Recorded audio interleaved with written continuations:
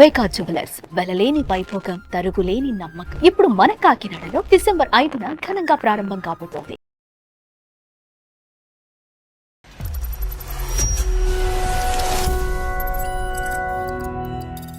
ప్రేమించి పెళ్లి చేసుకున్నాను సార్. ప్రతి దానికి అనుమానించే సార్ తను నన్ను.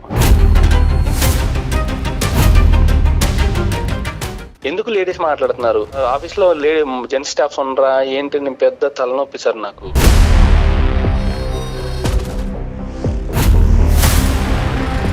పెళ్ళి అయ్యి ఎంతకాలం అయింది? డివోర్స్ కూడా అయిపోయింది సార్. ఇప్పుడు మీ సైడ్ వర్జన్ వింటున్నాం, మరి అమ్మాయి సైడ్ వర్జన్ మనం వినట్లేదు కాబట్టి వాళ్ళ ఫోన్ నేను లిఫ్ట్ చేయకపోతే నాకున్న ఉద్యోగం కూడా పోతుంది సార్. నేను తను నాకు విడాకులు ఇచ్చేసాక ఇంట్లో ఇంకో సంబంధం చూసారు సార్ నాకు. నేను పెళ్లి చేసుకోబోయే అమ్మాయికి తన ఆఫీస్ స్పేస్కి వెళ్ళి మరి నా గురించి బ్యాడ్ గా చెప్పింది తను.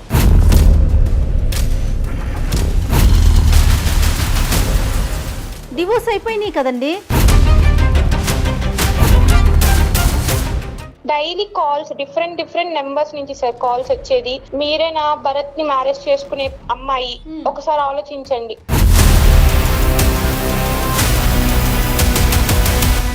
మళ్ళీ నన్ను పెళ్లి చేసుకో అని చెప్పి సూసైడ్ అటెంప్ట్ చేసింది సార్. తను ఎంత టార్చర్ చేశారో, మళ్ళీ మీ అమ్మాయి ఎన్ని ప్రాబ్లమ్స్ ఫేస్ చేయాలో, ఇలా వాళ్ళ మైండ్ ని కూడా చేంజ్ చేస్తా ఉన్నారు వాళ్ళు.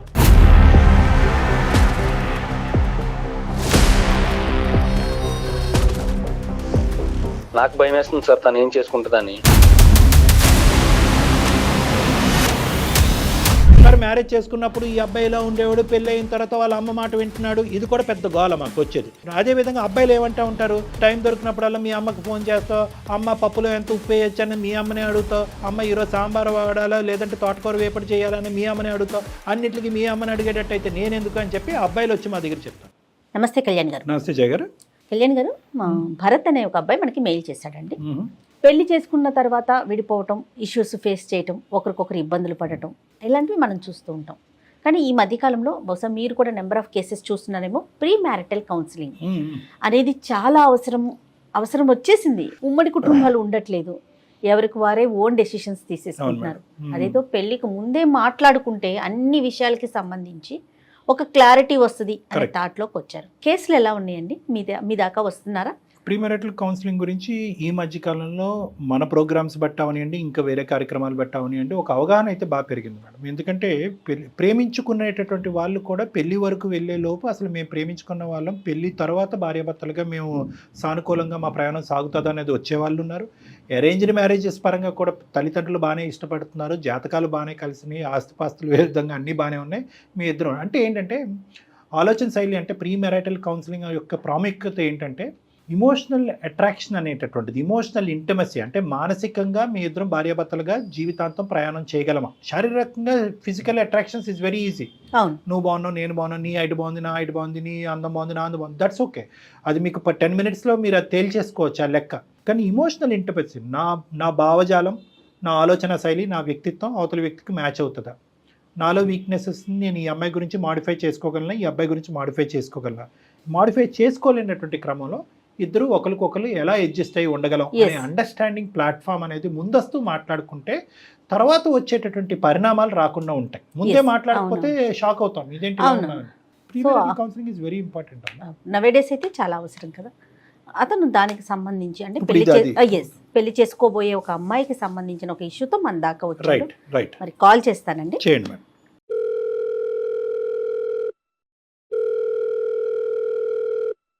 హలో, నమస్తే అండి, భరత్ గారా? అవునండి, భరత్ అండి. ఎవరండి? నేను జయానండి, అందమైన జీవితం ప్రోగ్రామ్ నుంచి కాల్ చేస్తున్నాను, సుమన్ టీవీ నుండి. నమస్తే మ్యామ్. నాతో పాటు డాక్టర్ కళ్యాణ్ చక్రవర్తి గారు ఉన్నారండి. సార్ చెప్పండి భరత్ గారు. అంటే సార్ నాకు ఒక సమస్య ఉంది సార్. నేను ఒక అమ్మాయిని ప్రేమించాను సార్. మీరేం చేస్తుంటారు భరత్? నేను సాఫ్ట్వేర్ ఇంజనీర్ అండి. ఓకే. అమ్మాయి అంటే ఎడ్యుకేటెడ్ మేడం, కానీ జాబ్ లేదు, ఇంట్లోనే ఉండేది. తను అసలు మీ పరిచయం ఎలా జరిగింది అది చెప్పండి ఒక్కసారి డాక్టర్ గారికి. పరిచయం అంటే సార్ తనది మా పక్కూరే అండి. అప్పుడప్పుడు కాలేజ్ టైంలో గట్రా తెలిసిన మొహమే మేడం. ఓ. అయితే తనని ఒక బస్సులో పరిచయం అవడం వల్ల 1 year నుంచి అలాగా డీప్ గా లవ్ చేసుకున్నాం మేడం. ఇంట్లో ఒప్పుకోకపోతే ఇంట్లో ఒప్పించి మరి ప్రేమించి ఇద్దరిని 2 వైపులా ఒప్పించి మరి నేనే మ్యారేజ్ చేసుకున్నాను మేడం. ప్రేమించుకున్నప్పుడు భరత్ అంతా కూడా స్మూత్ గానే ఉంది, అప్పుడు ఏం డిఫరెన్స్ ఆఫ్ ఒపీనియన్ కానీ ఏమీ రాలేదు. ఓన్లీ థింగ్ ఏంటంటే పెద్దలు అంగీకరించకపోవటం, ఆ ఇరువైపుల పెద్దల్ని మీరే అంగీకరించేటట్టు విధంగా చేసుకున్నారు, అంతే కదా? అవును సార్. పెళ్ళి అయ్యి ఎంతకాలం అయింది? అంటే సార్ ఇప్పటికి డివోర్స్ కూడా అయిపోయింది సార్. అంటే సార్ 1 year తర్వాత డైవర్స్ కి అప్లై చేసాను సార్. తను నా మాట వినకుండా అసలు నేను ఎక్కడికి వెళ్తున్నావు, ఎందుకు వెళ్తున్నావు మాట్లాడితే ఇదే సార్. సాఫ్ట్వేర్ ఆఫీస్ టైమింగ్స్ అంటే మీకు తెలియదే ఉంది సార్. ఇప్పుడు ఆఫ్టర్నూన్ 11కి వెళ్తాం, నైట్ 12-2 కూడా అవుతూ ఉంటుంది. ఆ నైట్ టైంలో ఫోన్స్ వస్తుంటే ఎవరు చేశారు, ఎందుకు చేశారు, లేడీస్ ఎందుకు మాట్లాడుతున్నారు, ఇలా తలగా ప్రతి దానికి అనుమానించేది సార్ తను నన్ను. అసలు ఏ విషయం తను నచ్చ చెప్తామని అసలు వినేది కాదు సార్ నా మాట తను. మరి వాళ్ళ తల్లిదండ్రులు చేసి చెప్పించారా ఇది కరెక్ట్ కాదమ్మా అని చెప్పి? సార్ చెప్పించింది సార్. చాలా వాళ్ళ పేరెంట్స్ కూడా చెప్పారు సార్ వద్దని. వాళ్ళ పేరెంట్స్ మాట వినలేదు, మా పేరెంట్స్ మాట వినలేదు సార్ తను. ఈ ఓవర్ పొసెసివ్నెస్ అనేటటువంటిది పెళ్ళైనటువంటి కొత్తలో చాలా సర్వసహజం ఆడవాళ్ళకి. దాన్ని శృతి మించినటువంటి పరిస్థితికి వెళ్ళి ఆ అమ్మాయిగానే ఆ ఊహ కాస్త ఇంకో లెవెల్కి వెళ్ళిపోయి డివోర్స్ వరకు వెళ్ళిపోయింది. అయితే సార్ తనకి నాకు విడాకులు అయిపోయి 1 year అవుతుంది సార్ ఆల్రెడీ. ఆ స్టోరీ క్లోజ్ అయిపోయింది. నాకు విడాకులు ఇచ్చేసాక ఇంకా నేను 6 నెలలు బయటకు రాలేక సార్. అలాంటి పరిస్థితుల్లో ఎన్నో బాధలు పడి ఆఫీస్ వర్క్ చేయలేక ఇవన్నీ మైండ్ లో పెట్టుకున్నాక ఇంట్లో ఇంకో సంబంధం చూసారు సార్. నాకు మూవ్ ఆన్ అవుదామని నేను ఓకే చెప్పాను సార్. ఇలాంటి ఇష్యూ మళ్ళీ జరగకూడదని నేను చేసుకోబోయే అమ్మాయికి కూడా మొత్తం వివరించాను సార్. నా లైఫ్, పాస్ట్ లైఫ్ ఏం జరిగింది, నేను వేరే అమ్మాయితో ఇలాగా పెళ్లి అయింది, ఇలా విడిపోయింది, లవ్ మ్యారేజ్ అని మొత్తం చెప్పాను సార్ తనకి. ఎంగేజ్మెంట్ అయిన అమ్మాయితోటి. అండ్ మాకు ఎంగేజ్మెంట్ అయ్యి కూడా ఎంతో కాలం కాలేదు సార్. గట్టిగా ఒక 4 months అవుతుంది సార్. ఇంకొక 1 month లో మ్యారేజ్ ఉంది సార్. అయితే సార్ ఈ లోపు మళ్ళీ తను నా దగ్గర నాకు ఎంగేజ్మెంట్ ఫిక్స్ అయిందని తెలిసి ఒక 3 months నుంచి తను నన్ను టార్చర్ చేస్తుంది సార్, నా ముందు భార్య. అవును సార్. డివోర్స్ అయిపోయినాయి కదండి. నాకు మ్యారేజ్ ఫిక్స్ అయిందని తనకి ఎలా తెలిసిందో తెలియలేదు సార్. ఒక రోజు ఇంటికి వచ్చి గొడవ చేసింది సార్. నా దగ్గరికి వచ్చి నువ్వు మంచివాడివి, నీ గురించి అసలు అలా అనుకోలేదు, నీకు అసలు ఏ అలవాట్లు లేవో ఏ అమ్మాయి లేదు, నేను నమ్ముతున్నాను, అప్పుడు నా మాట నేను అసలు ఎందుకు ఇలా చేసానో కూడా తెలియలేదు, అయిపోయింది మళ్ళీ నేను పెళ్లి చేసుకో అని బతిమాలుతుంది సార్ నన్ను తను. ఏంటి ఇప్పుడు మళ్ళీ ఏమంటుంది? మళ్ళీ మీ ఇద్దరు రీమ్యారేజ్ చేసుకోవాలని కోరుకుంటుందా? అవును సార్. నీకు ఎంగేజ్మెంట్ అవ్వలేదని అనుకో, కరెక్ట్గా ఎంగేజ్మెంట్ నీ పెళ్లి టైంకి ముందుకు రావటం ఏంటి? దానికంటే ముందు వచ్చి ఉంటే కనుక బహుశా ఆవిడలో ఏమైనా మార్పు కనిపించుంటే నువ్వు ఏమైనా ఒప్పుకుని ఉండేవాడేమో. మళ్ళీ నన్ను పెళ్లి చేసుకో అని చెప్పి సూసైడ్ అటెంప్ట్ చేసింది సార్. నేను పోలీస్ స్టేషన్ లో కంప్లైంట్ కూడా ఇచ్చాను సార్. ఇచ్చారా? తన వల్ల నాకు ఇలా ఇబ్బంది అవుతుంది, తన ఇంటికి వచ్చి సూసైడ్ అటెంప్ట్స్ చేస్తుంది, తనకి ఏమన్నా చేసుకుంటే నాకు బాధ్యత లేదని నాకు భయం వేస్తుంది సార్ తను ఏం చేసుకుంటుందని. అది కూడా కరెక్ట్ కాదు, దాన్ని మేము సమర్థించం కూడా. ఎందుకంటే అకారణంగా వెళ్ళిపోయినటువంటి అమ్మాయి తన జీవితాన్ని నాశనం చేసుకుని నీ జీవితాన్ని పాడు చేసి ఈరోజు మళ్ళీ నీ జీవితాన్ని బాగు చేసుకుని వేరే అమ్మాయికి ప్రామిస్ చేసేటటువంటి క్రమంలో మళ్ళీ దూరి మళ్ళీ జీవితాలు చెడగొట్టేటటువంటి దాన్ని మేము ఎలా ప్రోత్సహిస్తాం? నీకు వద్దు, మాకు వద్దు. కానీ ఈ అమ్మాయి బారి నుంచి నువ్వెలా తప్పించుకుంటావు? నువ్వు పెళ్లి చేసుకోబోయేటటువంటి అమ్మాయి ఎలా తప్పించుకుంటుంది? పోలీస్ కంప్లైంట్ ఇచ్చాక కొద్ది తగ్గిందా ఈవిడ?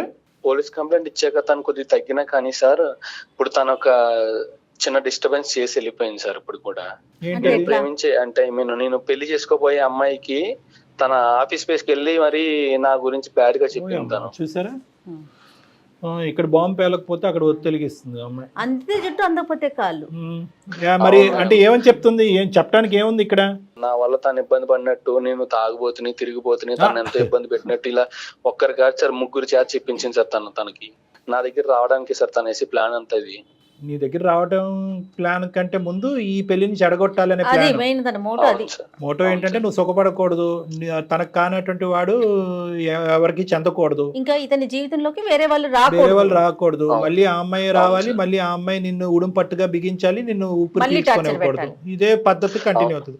సరే, ఆ అమ్మాయి మార్పు వచ్చిందో లేదో అనేటటువంటిది ఈ రోజు అప్రస్తుతం. అదేమి ఇప్పుడు అది పెద్ద మాట్లాడుకోవాల్సినటువంటి అవసరం లేదు. కానీ ఇప్పుడు నీ జీవితాన్ని పాడు చేస్తున్న అమ్మాయి ఈ రోజు వచ్చి మళ్ళీ ఆ అమ్మాయి జీవితాన్ని పాడు చేస్తుంది కదా. అవును సార్. ఆ అమ్మాయి ఈ అమ్మాయి ఫస్ట్ మ్యారేజ్ సెకండ్ మ్యారేజ్? అప్పుడు నువ్వు చేసుకోబోయే అమ్మాయి ఫస్ట్ మ్యారేజ్ సార్ తను. ఫస్ట్ మ్యారేజ్ పూర్తిగా మీరిద్దరు అవును. ఒకరినొకరు అండర్స్టాండ్ చేసుకున్నారు ఈ 4 months లో? పూర్తిగా అండర్స్టాండింగ్ చేసుకున్నాం సార్. తను నన్ను నమ్మింది సార్. అండ్ ఈ విషయం జరగగానే తన గురించి నా గురించి బ్యాడ్ గా చెప్పగానే తను నాకు ఫోన్ చేసి ఇదేంటని అడగగానే తనకి ఎక్స్ప్లెయిన్ చేశాను సార్. కానీ తను కలిసి కూడా మాట్లాడాను సార్. తను అంతా క్లియర్ గా ఉంది కదా సార్. కానీ కాకపోతే మళ్ళీ ఈ పెళ్లి అయ్యాక కూడా తర్వాత ఇలా జరిగితే నా వల్ల నేను తట్టుకోలేను సార్. నువ్వు మాకు చేయడానికి కారణం ఏంటి? ఇప్పుడు మొదటి అమ్మాయితో మాట్లాడాలనా, లేదంటే ఆ రెండో అమ్మాయి పరిస్థితి అలాగే ఉంటది, ఇప్పుడు నేను చేసుకోబోయే అమ్మాయిని ఆలోచింపజేయండి అనా? సార్ నాకు మొదటి అమ్మాయి వద్దు సార్. నాకు రెండో అమ్మాయి ఇప్పుడు చేసుకోబోయే అమ్మాయికి నాకు ఫ్యూచర్ లో ఎలాంటి ప్రాబ్లమ్స్ వస్తాయన్న భయం ఉంది సార్ నాకు. నేను అలాంటి ఫేస్ చేయలేను సార్. మాకు ముందుగానే పెళ్లికి ముందుగానే మీరు ఏమన్నా ఒక సజెషన్స్ ఇస్తారు, మాకు మా బంధాన్ని నిలబెడతారని చెప్పేసి మిమ్మల్ని ఆశ్రయించాను సార్ నేను. సరే, ఇప్పుడు నువ్వు చాలా చేసుకోబోయే మంచి ఆలోచనే. చేసుకోబోయే అమ్మాయి పేరు మాధవి సార్. మాధవి గారు. సో ఏం చేసావంటే, వాస్తవానికి నీ ఈమెయిల్ వచ్చిన తర్వాత మేము కొన్ని ఎంక్వైరీస్ కూడా జయ మేడం కండక్ట్ చేశారు. మన టీం అంతా కూడా టీం ద్వారా జయ మేడం కొన్ని ఎంక్వైరీస్ కండక్ట్ చేయించి వాస్తవానికి నీ భార్యతో కూడా మాట్లాడారు, ప్లస్ మీ ఆఫీస్లో ఉండేటటువంటి కొన్ని క్లోజ్ ఫ్రెండ్స్, ఫ్యామిలీ ఫ్రెండ్స్తో కూడా మాట్లాడటం జరిగింది. Okay sir. ఎందుకంటే ఈ భరత్ అనేటటువంటి అబ్బాయి నిజం చెప్తున్నాడు అనేటటువంటిది అనుకోవటానికి ఏముంది? పాప మా అమ్మాయి ఎన్ని ఆపసోపాలు పడిందో, ఎంత క్షోభం అనుభవించిన తర్వాత, ప్రేమించినటువంటి అమ్మాయి పెళ్ళైనటువంటి 1 year తర్వాత డివోర్స్ తీసుకోవటం అనేటటువంటిది చాలా రేరెస్ట్ ఆఫ్ రేర్ సిచ్యువేషన్. అది చదువుకున్నటువంటి. సో కండక్ట్ చేస్తే కనుక మాకు తెలిసినటువంటిది ఏంటంటే, నువ్వు కంప్లీట్గా క్లీన్ చిట్గా బయటకు వచ్చావు. నువ్వు నీ మీద ఎటువంటి అభాండం కూడా మా టీం వాళ్ళకి కనిపించలేదు, ఎటువంటి అనుమానం కూడా మాకు రాలేదు. తర్వాతే మేము నీ ఫోన్ కాల్ సెలెక్ట్ చేసి నీతో మాట్లాడటం అనేది జరుగుతుంది. లేదంటే ఏం చేసి ఉండేవాళ్ళము, ఈ అమ్మాయితో మాట్లాడిపించేది ఏందిరా బాబు, ఆ అమ్మాయి ఫోన్ కలుపు, నీ బండారం అంతా బయటపడుతుంది అని ఉండేవాళ్ళం. అర్థమైంది కదా? సో అది కూడా మా ప్రేక్షకులకు అర్థం అవ్వాలి కాబట్టి ఈ అంశం కూడా నేను నీ ఎదుర్కొంటే నేను తెలియపరుస్తున్నాను. నీకు తెలియదు, నీ గురించి నీ బ్యాక్గ్రౌండ్లో చాలా ఎంక్వైరీస్ జరిగినాయి. ఆ మొత్తం ఎంక్వైరీస్లో నువ్వు క్లీన్ చిట్గా క్లారిటీతో బయటకు వచ్చావు కాబట్టి ఇప్పుడు నెక్స్ట్ నీ ఎజెండా మేము మాట్లాడవలసినటువంటి వ్యక్తి ఎవరైనా ఉన్నారు అంటే కనుక అది నీకు కాబోయేటటువంటి భార్య మాధవి గారు. సో ఇప్పుడు నువ్వు కాన్ఫరెన్స్ కాల్ కలుపు. आपका कॉल होल्ड पर है, लाइन पर बने रहें या कुछ देर बाद कोशिश करें. హలో, ఎక్కడున్నావు? నేనా ఆఫీస్ లో ఉన్నా. నువ్వు ఎక్కడున్నావు? నేను ఆఫీస్ లో ఉన్నా. దేవి ఏమన్నా ఫోన్ చేసిందా మళ్ళీ నీకు? తన నుంచి అయితే ఏం కాల్స్ రాలేదు. ఐ మీన్ ఏమైనా మెంబర్స్ అలా వస్తే బ్లాక్ లోనే పెడుతున్నా. నీకేమైనా కాల్ చేసిందా? లేదు, నాకు కాల్ రాలేదు. తను నిన్న ఎలా బ్రెయిన్ వాష్ చేస్తుందేమో అన్న భయం నాకు ఉంది. నా లైఫ్ లో సిచ్యువేషన్స్ అన్ని నీకు చెప్పాను. నీకు మొత్తం తెలుసు. మన ఫ్యూచర్ లో ఎలాంటి ప్రాబ్లం రాకూడదంటే మనం దీనికే ముందుగానే ఆలోచించుకుని మాట్లాడుకుంటే బాగుంటుంది అని చెప్పేసి నేను కళ్యాణ్ చక్రవర్తి గారితో మాట్లాడాను. నేను ఒకసారి పెళ్లికి చేసుకోవడానికి పనుల కన్నా ముందు మనం రెడీగా ఉండాలి కదా, మన ఫ్యూచర్ బాగుంటేనే కదా. అందుకే ఒకసారి నీతో డాక్టర్ గారు మాట్లాడతారంట, ఒకసారి మాట్లాడతాను. చాలా సింపుల్ అండ్ స్ట్రైట్ అమ్మాయిలా అనిపిస్తున్నావు అమ్మ మాధవి. చాలా సంతోషం నీతో మాట్లాడుతున్నందుకు.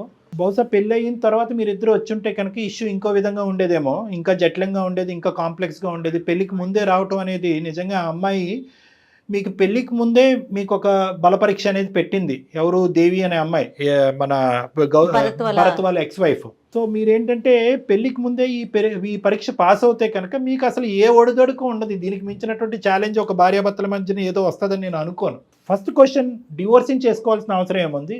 సెకండ్ క్వశ్చన్, దేవి నీకు 1కి 10 సార్లు ఫోన్ చేసిన తర్వాత నీ బ్రెయిన్ వాష్ చేయడానికి ఏమేమి చెప్పేది నీకు, అవి నువ్వు ఎలా టాలరేట్ చేసావు, ఎలా తిరిగి సమాధానం చెప్పావు? భరత్ గురించి మ్యారేజ్ ప్రపోజల్ వచ్చిందో నాకు తన క్యారెక్టర్ గానీ, తను లైఫ్ లో ఫస్ట్ మ్యారేజ్ చేసుకుని ఇంత ఫేస్ చేశాడు, ఓకే మన నుంచి ఒక అబ్బాయికి మంచి లైఫ్ దొరుకుతుంది అని ఆలోచించి, మళ్ళీ వాళ్ళ పేరెంట్స్ గురించి ఆలోచించి, వాళ్ళ సైడ్ అంతా నాకు మంచిగా అనిపించింది సార్.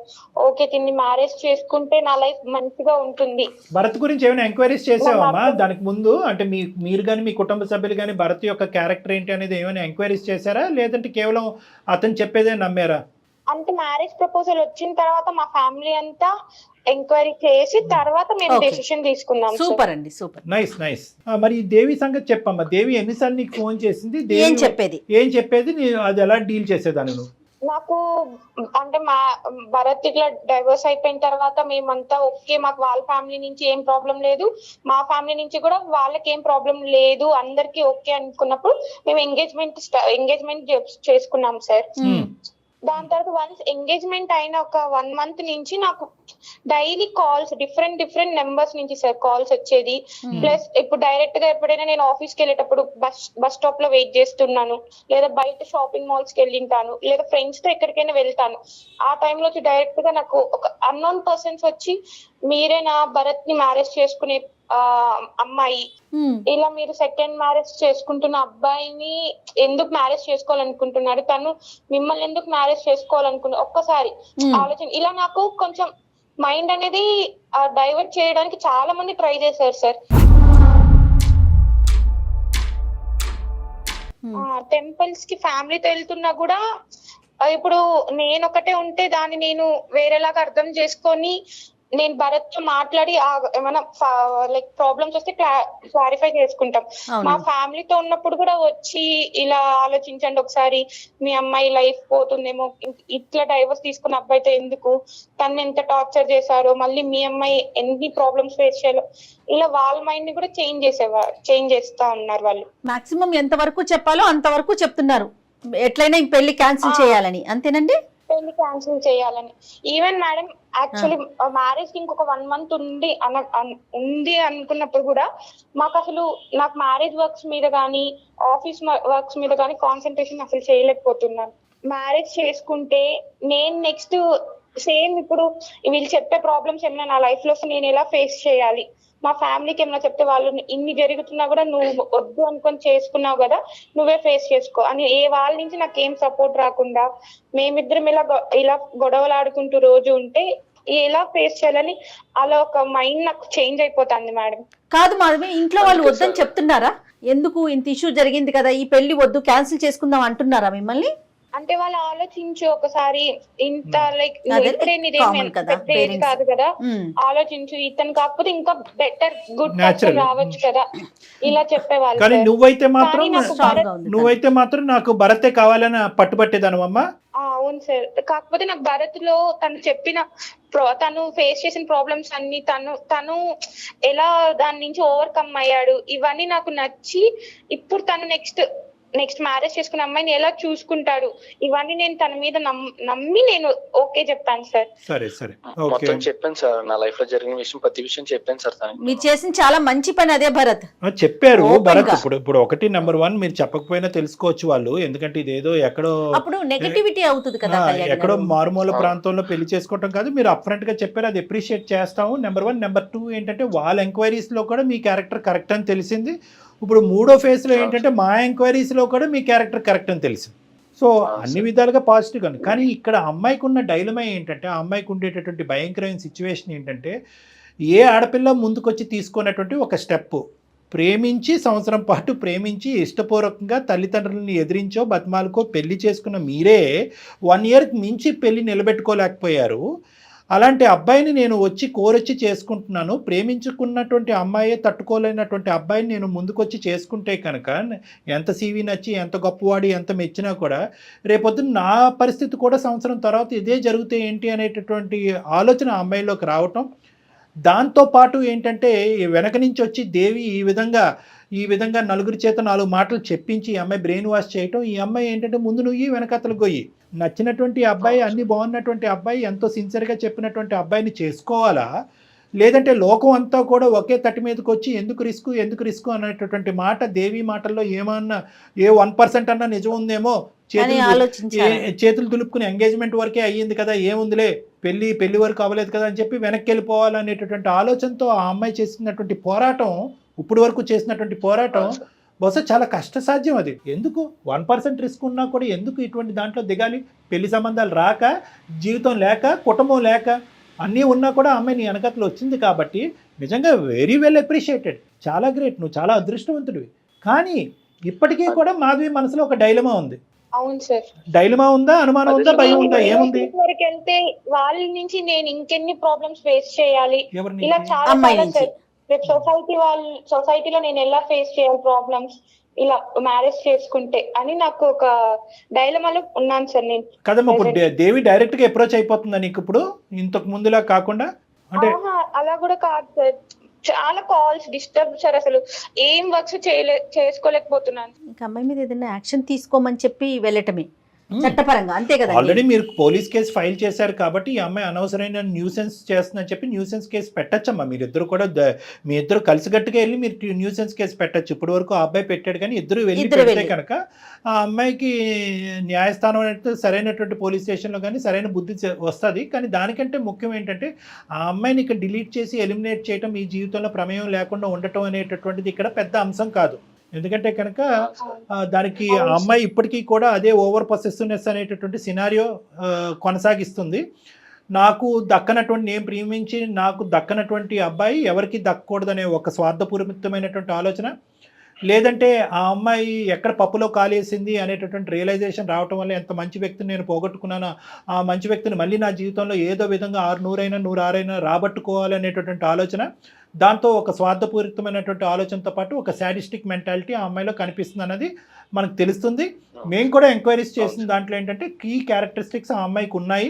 ఆ అమ్మాయికి ఒక నార్సిస్టిక్ పర్సనాలిటీ డిసార్డర్ అన్నట్టుగా మాకు తెలిసింది. అదంతా వేరే విషయం. నేను ఇక్కడ చెప్పేది ఏంటంటే ఆ అమ్మాయి ఎలాంటిది, ఆ అమ్మాయి నార్సిస్టిక్కా, శాడిస్టిక్కా, స్వార్థపూరితమా, లేదంటే మిమ్మల్ని ఇద్దరిని ధ్వంసం చేసి మళ్ళీ భరత్ని దక్కించుకునే ప్రయత్నం చేసిందా, లేదంటే భరత్ యొక్క జీవితం సర్వనాశనం అయ్యేంత వరకు ఆ అమ్మాయి నిద్రపోదా, ఇలాంటివి చాలా అంశాలు మనం మాట్లాడుకోవచ్చు. కానీ ఇక్కడ ప్రత్యేకంగా కావాల్సింది ఏంటంటే ఈరోజు పెళ్లి కావాల్సినటువంటి అబ్బాయిలు అమ్మాయిలకి నేను ప్రత్యేకంగా చెప్పేటటువంటి అంశం ఏంటంటే ప్రీ మ్యారిటల్ కౌన్సిలింగ్ అనేది చాలా ముఖ్యమైనటువంటి అంశం. ఇలాంటి వాటి గురించే ఒక సిచ్యువేషన్ ఫేస్ చేశాను నా లైఫ్ లో, మళ్ళీ ఇలాంటిది నేను ఫేస్ చేయడానికి రెడీగా లేను. నువ్వు ఇప్పుడు నా మీద ఎన్ని నమ్మకాలు పెట్టుకున్నా కానీ ఫ్యూచర్ లో తన నా మాటలు కొంచెం నిజం అనిపించచ్చు నీకు. మ్యారేజ్ కి ముందు ఈ ప్రాబ్లమ్స్ అన్ని సాల్వ్ చేసుకోవాలి. నెక్స్ట్ ఫ్యూచర్ లో ఇప్పుడు నువ్వు ఆ ప్రాబ్లమ్స్ ఫేస్ చేసి వచ్చావు, నేను ఆ ప్రాబ్లమ్స్ కూడా ఫేస్ చేయకూడదు నా మ్యారేజ్ లైఫ్ లో అని నేను డిసైడ్ అయ్యాను. సో అందుకే నేను కొంచెం ఇలా డైలమాలో ఉంటున్నాను. ఇక్కడ ఏంటంటేనమ్మా, ఒకటే మాధవి భరత్ మీ ఇద్దరికి చెప్పేది ఏంటంటే ఈరోజు ఇప్పుడు మీరు చేసినటువంటి ప్రయాణం ఒక 4 నెలలు మాత్రమే. దీనికంటే ఎన్నో 10 రెట్లు మీరిద్దరు ప్రయాణం చేయాలి. ఎన్నో సంవత్సరాల పాటు జీవితకాలం ప్రయాణం చేయాలి. ఇప్పుడు ఈ అమ్మాయి పెట్టినటువంటి వర్డ్స్, ఈ బీజాలు ఏవైతే ఆ అమ్మాయి నాటిందో నీ బ్రెయిన్లో, ఓకే భరత్ సంగతి తీసి పక్కన పెట్టేసి మాధవి, ఎప్పుడైతే ఏజ్తో పాటు నీకు ఒక మెచ్యూరిటీ, ఒక అవగాహన, ఒక ఆలోచన, ఎక్స్పోజర్, ఎక్స్పీరియన్స్ పెరుగుతాయో ఏదో ఒక చిన్నపాటి సంఘటన నీకు కనిపించవచ్చు. ఎవరితోనో మాట్లాడుతున్నాడో, ఎవరితో చాలా ఫెమిలియర్గా వ్యవహరిస్తున్నాడో అనేది. అప్పుడు ఏమవుతుందంటే ఆ చుక్క ఈ చుక్క కలవకూడదు. అప్పుడు దాని గురించి అనమాట ప్రీ మ్యారిటల్ కౌన్సిలింగ్ అనేది ఎందుకు చాలా ఇంపార్టెంట్ అంటే కనుక మీరు చెప్పుడు మాటలు వినకుండా మీ మనసుతో ఒకరినొకరిని అర్థం చేసుకోండి అనేటటువంటిది, ట్రాన్స్పరెంట్గా ఒకరినొకరిని అర్థం చేసుకోండి. ఏదున్నా కూడా సీక్రెట్స్ పెట్టుకోకుండా ఓపెన్గా డిస్కస్ చేసుకోండి. మీ ఇద్దరి లోపల ఉండేటటువంటి వ్యక్తిత్వపరమైనటువంటి లోపాలు మీరిద్దరూ ట్రాన్స్పరెంట్గా డిస్కస్ చేసుకుని ఏది చేయగలం ఏది చేయలేము అనేది మీరు ఓపెన్గా డిస్కస్ చేసుకుంటే బయట నుంచి వచ్చేటటువంటి మాటలు మీ మనసులో ఇరుక్కోకుండా ఉంటాయి, ఇలాంటి పరిస్థితులు రాకుండా ఉంటాయి అనేది. మీ ఇద్దరి జీవితంలో ఈ అమ్మాయి వచ్చి చాలా పుణ్య కార్యక్రమం చేస్తుందని నేను చెప్పాలి. ఎందుకంటే కనుక ఏదైతే ఈ పార్టీ బ్యారియరు ఈరోజు దేవి అనే వ్యక్తి నీ జీవితంలోకి వచ్చి నీ బ్రెయిన్లో ఈ మాటలు పెట్టకపోతే కనుక మీ పేరెంట్స్ నువ్వు ఇంకొద్ది ముందుకెళ్ళి ఇంకొంత ఎక్స్ట్రా ఎంక్వైరీస్ చేసి ఉండేవారు కాదు. సుమన్ టీవీ వాళ్ళు మేము కూడా మా టీం వరకు వచ్చి మేము కూడా ఈ ఎంక్వైరీస్ చేసి ఉండేవాళ్ళం. ఇప్పుడు ఏంటంటే ఒక ఫ్రెష్ పేజ్గా నీకు భరత్ అనేటటువంటి వ్యక్తి నీ కళ్ళెదురుగుంటా ఉన్నాడు కాబట్టి బల్ల గుద్ది మనసు మీద చేసుకుని Bharat is made for each other, you both are made for each other అనేటటువంటిది మేము చెప్పగలుగుతున్నాం. 3 పాయింట్స్ జాగ్రత్తగా గుర్తుపెట్టుకోండి. ఒకటి, ఏ మ్యారేజ్ అయినా ప్రీ మ్యారిటల్ కౌన్సిలింగ్ అనేది ఇంపార్టెంట్ అని. ఎందుకంటే ప్రేమించే పెళ్లి చేసుకునే వాళ్ళైనా కానీ లేదంటే అరేంజ్డ్ మ్యారేజ్ అయినా కూడా ప్రీ మ్యారిటల్ కౌన్సిలింగ్ అనేటటువంటిది ప్రాబ్లమ్స్ వచ్చి చేసేటటువంటి కౌన్సిలింగ్ కాదు. ఒకప్పుడు ప్రాబ్లమ్స్ వస్తే కనుక దాన్ని ఎలా ఎదుర్కోవాలి, మనస్పర్ధలు వస్తే కనుక ఎలా ఎదుర్కోవాలి, భిన్నంగా ఆలోచించేటటువంటి పరిస్థితులు వస్తే కనుక, అంటే పెళ్లికి ముందు పెళ్లి తర్వాత ఒకేలాగా లేనటువంటి పరిస్థితి వస్తే కనుక ఆ ఛాలెంజెస్ని ఎలా ఫేస్ చేయాలి అనే దానికి ప్రీ మ్యారిటల్ కౌన్సిలింగ్ అనేది కరోనా వైరస్ రాకుండానే వ్యాక్సినేషన్ ఎలా అయితే చేసుకుంటున్నామో దాని లాంటిది అనమాట. ఇది ఒక వ్యాక్సిన్ లాంటిది, ముందు జాగ్రత్త చర్య. ఎగ్జాక్ట్లీ అండి, ఇది నెంబర్ 1 గుర్తుపెట్టుకోండి. నెంబర్ 2 ఏంటంటే ప్రీ మ్యారిటల్ కౌన్సిలింగ్లో ప్రధానంగా చెప్పేది ఏంటంటే ఇందాక నేను చెప్పినటువంటిగా ట్రాన్స్పరెన్సీ ఈజ్ వెరీ ఇంపార్టెంట్. ఎటువంటి లోపాలు ఉన్నా ఏమున్నా కూడా ముందస్తు చెప్పేసుకోండి. పెళ్లి తర్వాత చెప్దాము, ప్రేమ పెరిగిన తర్వాత చెప్తాము, అతని మనసు పెద్ద సముద్రం అంతా అయిన తర్వాత చెప్దామని అనుకోవటం కాదు, ముందస్తేనే చెప్పేసుకోండి. అది ఒక ట్రాన్స్పరెన్సీ. మూడో అంశం ఏంటంటే Okay, వ్యక్తిత్వ sir. పరంగా లోపాలు ఏవైతే ఉంటాయి కనుక నేను ఇది భరించగలను ఇది భరించలేను, దీని వరకు అయితే నేను టాలరేట్ చేస్తాను, ఇంతవరకు అయితే టాలరేట్ చేయను, నా జీవితంలో మా అమ్మ యొక్క ప్రభావం ఇంతవరకు ఉంటుంది, మా అక్క చెల్లెల ప్రభావం ఇంతవరకు ఉంటుంది, మా తండ్రి ప్రభావం ఇంతవరకు ఉంటుంది. ఎవరెవరు మీ ఇద్దరి జీవితంలో మధ్యస్థు దూరుతారో, ఎవరెవరి యొక్క ప్రమేయం మీ జీవితాల్లో ఉంటాయి అంటే మీ వ్యక్తిత్వాలే కాకుండా చుట్టుపక్కల ఉండేటటువంటి వేరే వాళ్ళ యొక్క వ్యక్తిత్వాలు కూడా మీ జీవితంలో ఎటువంటి ప్రభావం ప్రమేయం ఉంటుంది అనేది ముందస్తు మాట్లాడుకోవాలి. ఎందుకంటే ఇది చాలా ఇంపార్టెంట్. సార్ మ్యారేజ్ చేసుకున్నప్పుడు ఈ అబ్బాయి ఇలా ఉండేవాడు, పెళ్ళి అయిన తర్వాత వాళ్ళ అమ్మ మాట వింటున్నాడు, ఇది కూడా పెద్ద గోల మాకు వచ్చేది. అవునవును. ఇది పెద్ద ప్రాబ్లం. అవునండి. మా అత్త మాట వింటాడు, ప్రేమించేటప్పుడు ఏమొచ్చి నువ్వే ప్రపంచం, నువ్వే జీవితం, నీలాంటి అమ్మాయిలను నేను చూడలేదని అంటాడు. పెళ్ళి అయిన తర్వాత వాళ్ళ అమ్మ పక్కనే కూర్చుంటాడు, వాళ్ళ అమ్మ చెప్పిందేమి అంటాడు, ఈకలు పక్కపక్కలో అనేది అంటూ ఉంటాడు. సో కాబట్టి ఏంటంటే వాళ్ళు చుట్టుపక్కల ఉండేటట్టు. అదేవిధంగా అబ్బాయిలు ఏమంటా ఉంటారు, ఇదేంటి ఎప్పుడు టైం దొరికినప్పుడల్లా మీ అమ్మకు ఫోన్ చేస్తావు, అమ్మ పప్పులో ఎంత ఉప్పు వేయచ్చు అని మీ అమ్మనే అడుగుతావు, అమ్మ ఈరోజు సాంబార్ వాడాలా లేదంటే తోటకూర వేపడి చేయాలని మీ అమ్మనే అడుగుతావు, అన్నిటికీ మీ అమ్మని అడిగేటట్టు అయితే నేను ఎందుకు అని చెప్పి అబ్బాయిలు వచ్చి మా దగ్గర చెప్తాను. సో ప్రీమెరైటల్ కౌన్సిలింగ్ అనేది కేవలం మీ మనసులు మీ మనస్తత్వాలు అర్థం చేసుకోవటమే కాకుండా ఎవరెవరు ఎంత పాత్ర పోషిస్తారు మీ ఇద్దరి జీవితాలు అనే సబ్జెక్ట్ కూడా ఇరువైపులా అర్థం చేసుకోవడానికి ప్రీమెరైటల్ కౌన్సిలింగ్ అనేది ఫ్యామిలీ కౌన్సిలింగ్ కింద కూడా పనిచేస్తారు. ఎంత బలంగా ఉన్నా కూడా దేవి లాంటి వ్యక్తులు పదే పదే మీ జీవితాల్లో దూరి మిమ్మల్ని ఇబ్బంది పెట్టేటటువంటి పరిస్థితి వస్తుంది అంటే కనుక మీరిద్దరు ఇంకా చిన్నపిల్లలు, భవిష్యత్తు ఉంది. అటువంటి శాడిస్టిక్ మెంటాలిటీతో, నార్సిజం అనేటటువంటి ఆలోచన శైలితో వచ్చే దేవి లాంటి వ్యక్తులు మీ జీవితంలో వచ్చి ఇంకా చిందరవందర చేయకుండా మీరు పోలీస్ స్టేషన్కి వెళ్ళటం కానీ లీగల్ అడ్వైస్ తీసుకోవటం కానీ ఖచ్చితంగా అయితే మాత్రం చేయాలి మరి రానున్న రోజుల్లో. Okay sir. Okay sir. Be strong అండి, స్ట్రాంగ్ గా ఉండండి. డాక్టర్ గారి సలహాను తీసుకోండి. అవసరమైతే ఒక్కసారి మీ ఇద్దరు కూడా వచ్చి కలవచ్చు పర్సనల్ గా. రండి ఏం కళ్యాణ్ గారు? ఏమైనా ఉంటే కనుక రండి. 90% అంతా క్లియర్ అయిపోయింది అన్నట్టు నాకు అనిపిస్తుంది. ఏమైనా Right. ఉంటే కనుక ఆలోచించరండి. లేని పక్షంలో రావద్దు. Okay, sir. చెప్పినటువంటి Okay, sir. సూత్రాలు మాత్రం Okay, sir. గుర్తుపెట్టుకుని హ్యాపీగా ముందుకెళ్ళండి. Okay sir. Thank you Thank so you. Much sir. Thank you మా, Bye అమ్మా. All the best. రైట్. మీరు చేస్తున్న రెగ్యులర్ కౌన్సిలింగ్ తో పాటుగా ప్రీ మ్యారిటల్ కౌన్సిలింగ్ కూడా కాస్త సమయాన్ని మీరు వెచ్చిస్తే బాగుంటుంది అనిపిస్తుంది కళ్యాణ్ గారు ఖచ్చితంగా నాకు. అమ్మా, ఖచ్చితంగా. ఎందుకంటే ఎవరైతే ఇప్పుడు ఆడియన్స్ చూస్తారో అవును. వాళ్ళకి కూడా ఒక క్లారిటీ వచ్చి ఉంటుంది, ప్లస్ అవసరం కూడాను. ఎవరికైనా కూడా ప్రీ మ్యారిటల్ కౌన్సిలింగ్ కావాలి, డాక్టర్ గారితో మాట్లాడాలి అనుకుంటే కింద స్క్రీన్ మీద కనిపిస్తున్న నెంబర్కి కాల్ చేసి అపాయింట్మెంట్ బుక్ చేసుకోవచ్చు. రైట్ కళ్యాణ్ గారు, ఎనీహో చిన్న చిన్న డౌట్స్ చాలా మెచ్యూర్డ్ గా ఉన్నారు ఇద్దరు కూడా, ముఖ్యంగా అమ్మాయి ఓపెన్ కూడా మైండెడ్ గా ఉన్నారు. ఓపెన్ గా ఉన్నారు. అంటే చాలా మన వర్క్ అనేది చాలా ఈజీ అయిపోయింది. షూర్. రైట్ అండి, ఇంకొక ఎపిసోడ్తో కలుద్దామండి. నమస్తే. నమస్తే.